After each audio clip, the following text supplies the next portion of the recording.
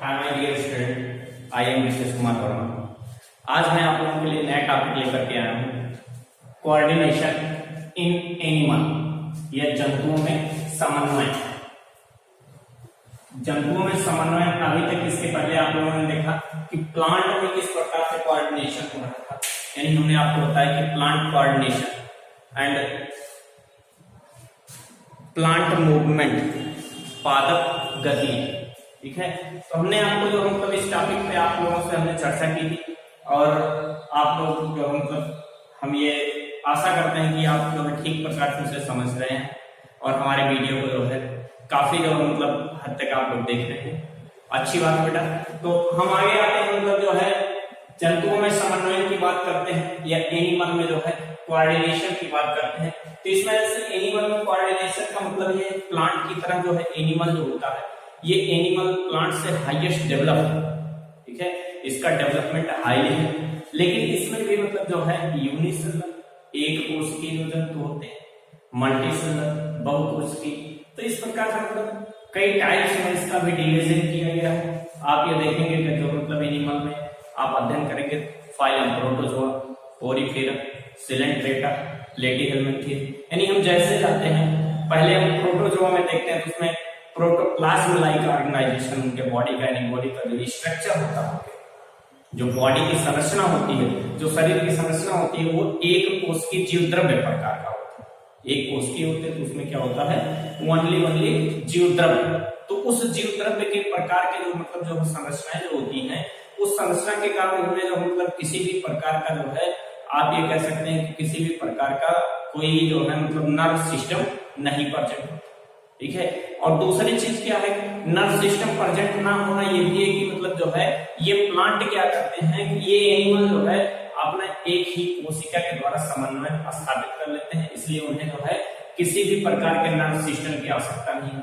ठीक है, तो वही चीज आपको हम बता रहे हैं। तो जैसे एक कोशिकीय जंतु की बात करें, एक कोशिकीय जंतुओं में किस प्रकार का समन्वय होता है, तो एक कोशिकीय जंतुओं में या यूनिसेलुलर एनिमल में जो कोऑर्डिनेशन होता है वो जो है आप ये कह सकते हैं प्रोटोप्लाज्म के जो है ये आधार पर होता है, जो प्रोटोप्लाज्म के ही द्वारा जो है समन्वय की प्रक्रिया होती है। तो उस समन्वय की प्रक्रिया में ठीक है, जो जैसे आप अमीबा देखते हैं, अमीबा में किसी भी प्रकार का जो मतलब कोई जो नर्व सिस्टम या तंत्रिका तंत्र नहीं पाया, उसमें उसी अमीबा के जो है जीव द्रव्य में उपस्थित जो मटेरियल है उन्हीं के थ्रू जो है ऑर्गेनाइजेशन का हो, यानी प्लाज्मा लेमा के थ्रू जो है मतलब वो संवेदनाएं ग्रहण कर रहे हैं और उस संवेदना के प्रति जो है मतलब अपनी प्रक्रिया एडाप्ट कर रहे हैं, अपनी प्रक्रिया दे रहे हैं। ठीक है, तो वो ये चीज है मतलब एक कोशिकीय एनिमल जितने भी होंगे उसमें जो मतलब एक प्रकार से प्रोटोप्लाज्म के थ्रू या जीव द्रव्य के द्वारा ही होगा मतलब ऑर्गेनाइजेशन या कोऑर्डिनेशन, जो भी मतलब कोऑर्डिनेशन का प्रोसेस जो होता है वो उसी के थ्रू होता है। बहुकोशिकीय जंतुओं की बात करें या मल्टीसेलुलर एनिमल में कोऑर्डिनेशन या बहुकोशिकीय जंतुओं में समन्वय।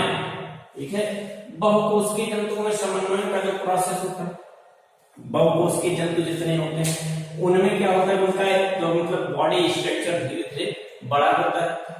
ठीक है, और जब तो मतलब कई कोशिकाओं के बनते हैं, जैसे आप ये देखेंगे कि मतलब जो है प्रोटोजोआ से पोरीफेरा, तो पोरीफेरा में जो मतलब किसी भी प्रकार का नर्व सिस्टम नहीं पाया। जैसे हम पोरीफेरा से सिलेंट्रेटा पर बढ़ते हैं, यानी जो मतलब सिलेंट्रेटा की तरफ जा रहे हैं, सिलेंट्रेटा में जो मतलब कुछ आप कह सकते हैं टिश्यू टाइप का, टिश्यू ग्रेड ऑर्गेनाइजेशन हो जाता है। वहां से हमको जो मतलब सिलेंट्रेट्स में क्या होता है कि सिलेंट्रेट में नर्व सिस्टम प्रेजेंट है।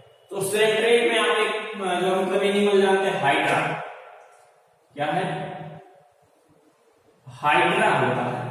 हाइड्रा ऐसा एनिमल है जिसमें जो है ब्रेन एब्सेंट होता है। ठीक है, जिसमें जो है क्या होता है, ब्रेन एब्सेंट होता है और जो नर्व सिस्टम प्रेजेंट होते हैं। तो इसी प्रकार से और भी जितने भी मतलब जो है आप ये कह सकते हैं प्रोटोजोआ फाइलम को छोड़ दीजिए, बाकी जितने भी फाइलम सब फाइलम हमारे किस में आते हैं, मल्टीसेलुलर, बहुकोशिकीय में। तो बहुकोशिकीय में मतलब जो है इस प्रकार से धीरे धीरे जैसे ही जो है मतलब ये विकास की स्थिति में बढ़ते जाते हैं, ये विकास करते जाते हैं, तो इनमें जो है क्या होता है कि जो है मतलब nervous system, digestive system, respiratory system, excretory system, मतलब जितने भी जो है फिजियोलॉजी ऑर्गन है, ये सब जो है डेवलप होते हुए चले जाते हैं। यानी जब हायर से लोअर से हायर की तरफ जो है चलते हैं, निम्न जंतुओं से उच्च जंतुओं की तरफ चलते हैं। फिर जो है जंतुओं में तंत्रिकीय समन्वय।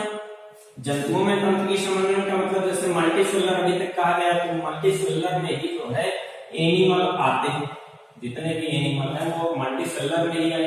ठीक है, तो मल्टीसेलुलर जो होंगे, या आप ये कह सकते हैं कि मतलब जो है जो जंतु होते हैं, जंतुओं में एक जो थोड़ा हाईली, यहाँ पे जंतु का मतलब ये चीज है कि जो है थोड़ा हाईली डेवलप एनिमल।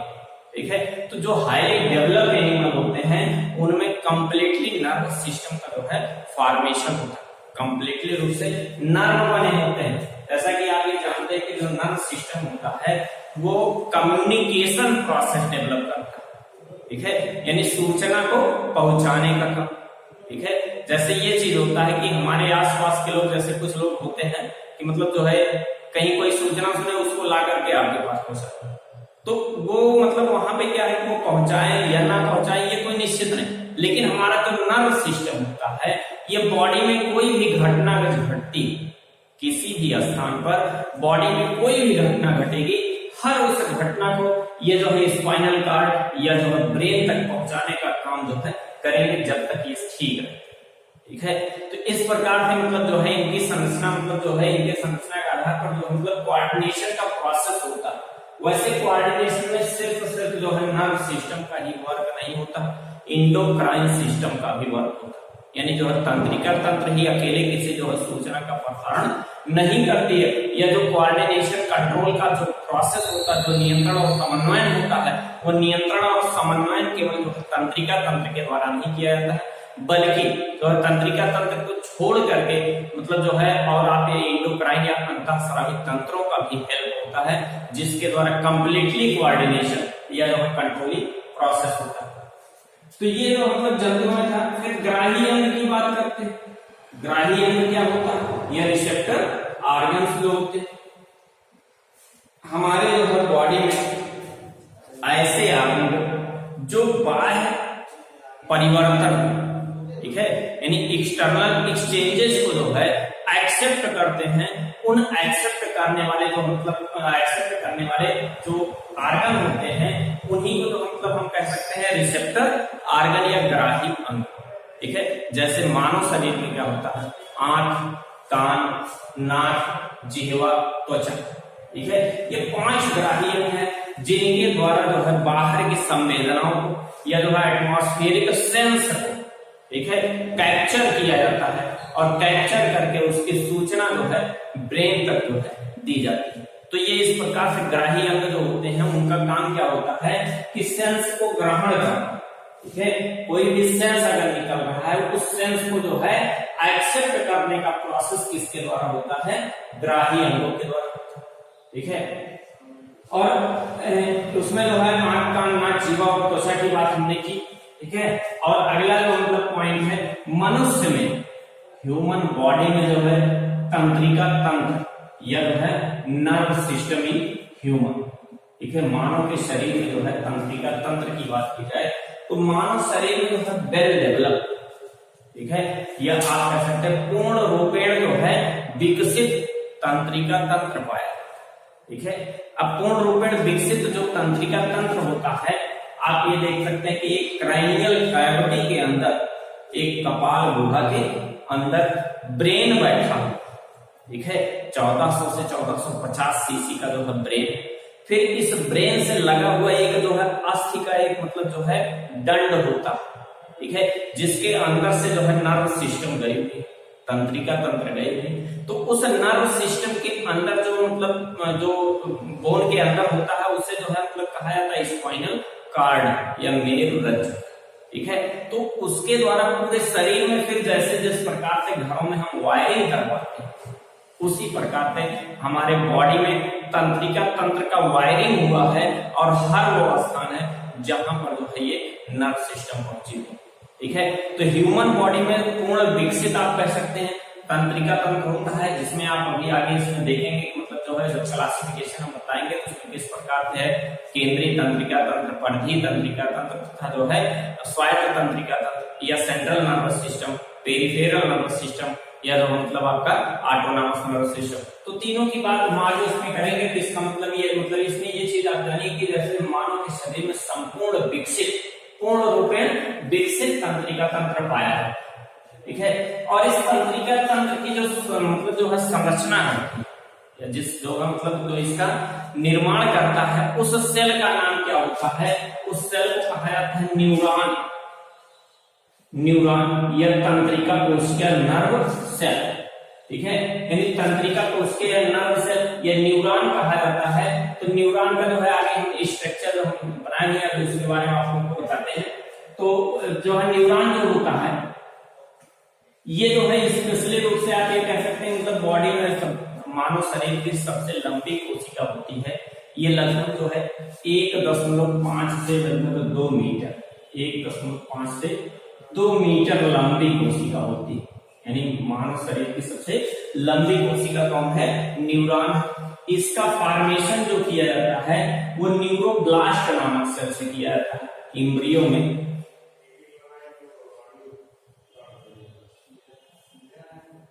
न्यूरोब्लास्ट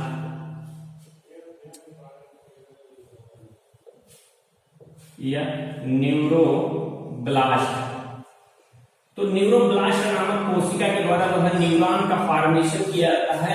जब एम्ब्रियो फॉर्मेशन होता है उसी समय जो है न्यूरोब्लास्ट सेल का फॉर्मेशन होगा, और उस न्यूरोब्लास्ट सेल के द्वारा जो है हमारे शरीर की जो है संपूर्ण तंत्रिका तंत्र बनती है। दूसरी चीज क्या है, नर्व सेल ऐसा सेल है कि जितने सेलों का फॉर्मेशन इसमें जो मतलब एम्ब्रियो स्टेज में हो गया, वही सेल जो है वर्क करेंगी। यदि बीच में कोई सेल डेड हो जाती है तो डेड होने के बाद उसमें रीजनरेशन पावर नहीं होता, कहने का मतलब उसके आगे का कनेक्शन कट हो जाता है, ठीक है।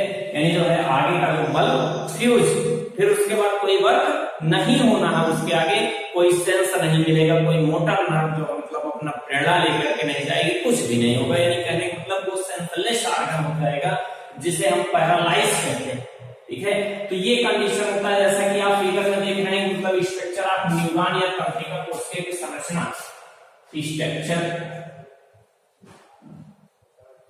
स्ट्रक्चर ऑफ न्यूरॉन, या कर सकते हैं तंत्रिका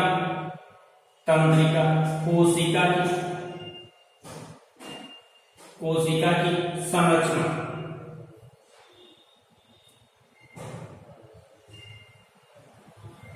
तो ये जो मतलब जैसे कि आप अपने पेपर में जो भी फिगर बनाइएगा, उस फिगर के नीचे किस चीज का फिगर है ये लिख दीजिएगा, क्या आवश्यक होता है। तो तंत्रिका कोशिका में 3 पार्ट होते हैं मेनली, जिसे आप कह सकते हैं साइटन, ठीक है। ऐसा में यहाँ साइटन या कोशिका काय जिसे कहा जाता है, ठीक है। साइटन को कोशिका काय या सेल बॉडी भी इसी को कहा जाता है, सेल बॉडी या साइटन।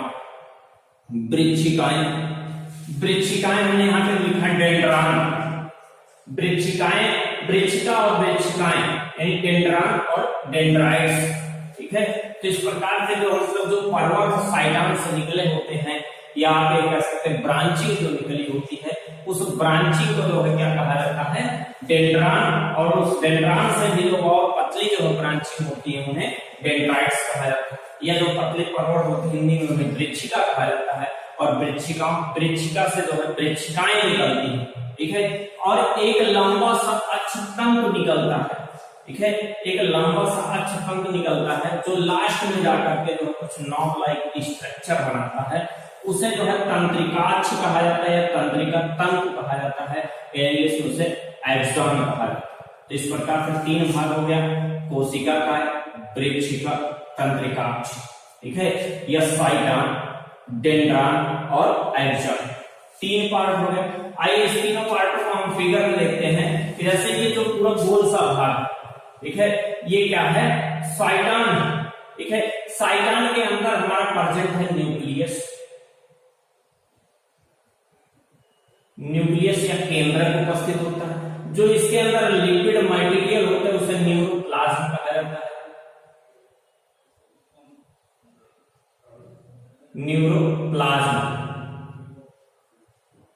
न्यूरोप्लाज्म होता है। और कुछ इसी के बीच बीच में आप देख रहे हैं, मतलब कुछ मतलब जैसे ग्रेन्यूल या कण लाइक संरचना जो थोड़े बड़े पार्टिकल होते हैं, कण लाइक संरचना दिखाई देते हैं, जिसे नीसेल नामक साइंटिस्ट के द्वारा खोजा गया था।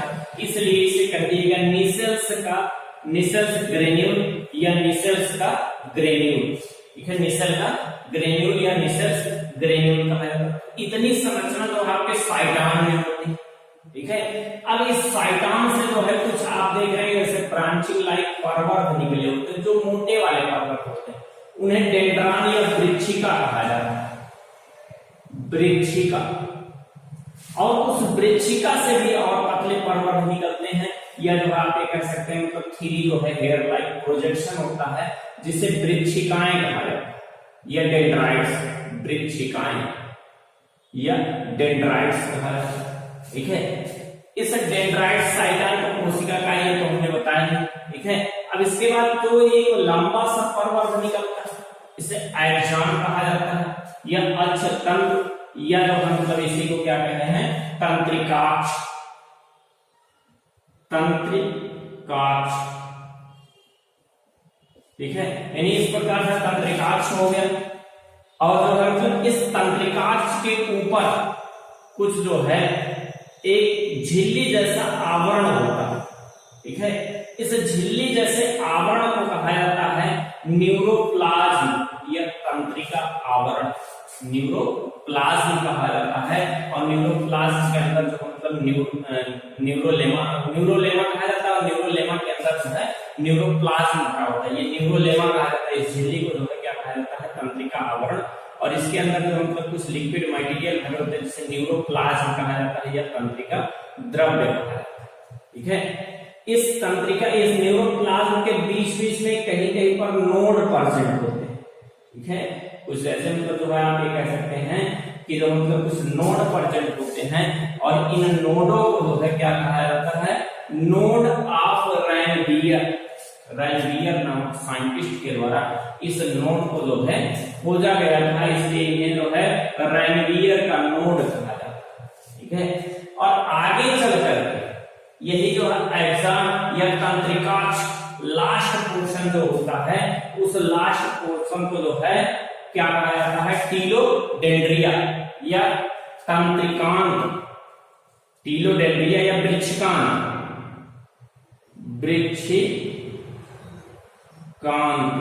या वृक्षिकाओं का अंत, अंतिम भाग। और वो अंतिम भाग जाकर के कुछ जैसे आप ये कह सकते हैं नाव लाइक, या जो है मतलब खूंटीदार ऐसे घुंडी संरचना बनाती है, जिसे कहा जाता है साइनेप्टिक नाव या साइनेप्टिक घुंडिया। ठीक है, तो ये साइनेप्टिक घुंडिया होती।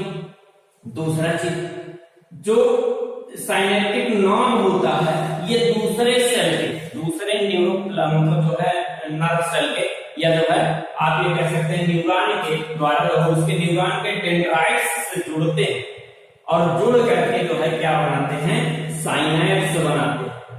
ये पॉइंट जो है बहुत ही स्पेशल है, साइनैप्स।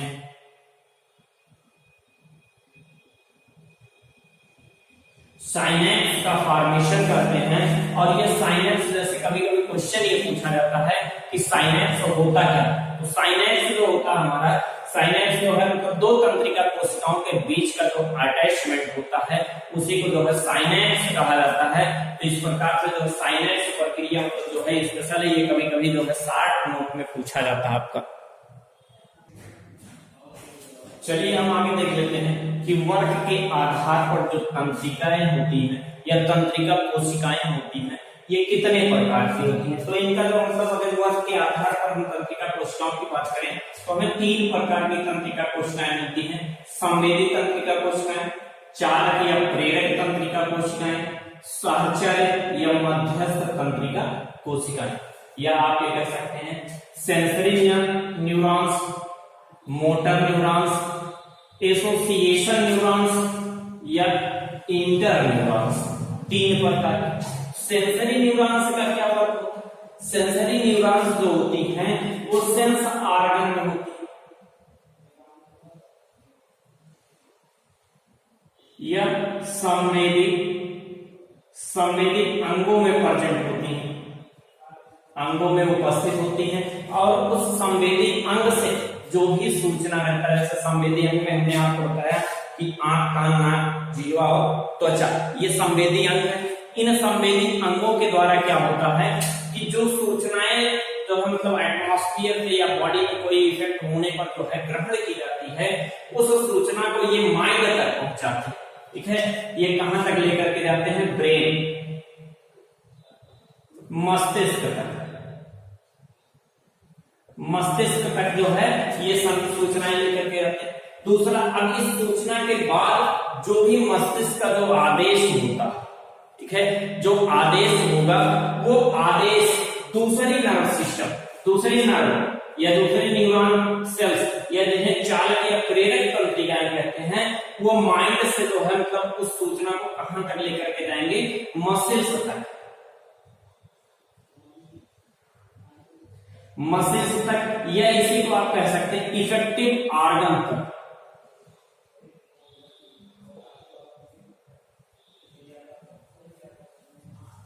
या कार्यकारी अंगों तक। कहां तक लेके जाते हैं? कार्यकारी अंगों तक लेकर के जाते हैं। यानी एक जो मतलब जो सूचना को जो है माइंड से किसी सेंस ऑर्गन से मतलब जो माइंड तक ले जा रही है, उसे जो है सेंसरी न्यूरॉन कहा जाता है। और जो सूचना माइंड से मिला है, उस सूचना को इफेक्टिव ऑर्गन तक लेके जाते हैं, उन्हें मोटर नर्व कहा जाता है। ठीक है, यह चालक तंत्रिकाएं कहा जाता है।